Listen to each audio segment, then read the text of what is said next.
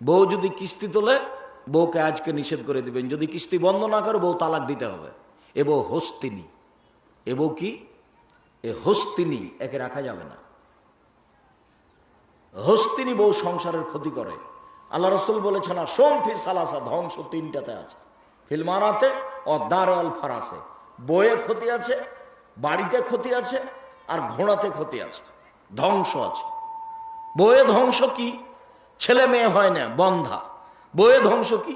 এই যে কিস্তি তুলবেই, এ বাড়ি ও বাড়ি যাবেই, তাকে বেড়াতে ভালো লাগে, আর স্বামী কাপুরুষ এই জন্য ঘুরে বেড়াই।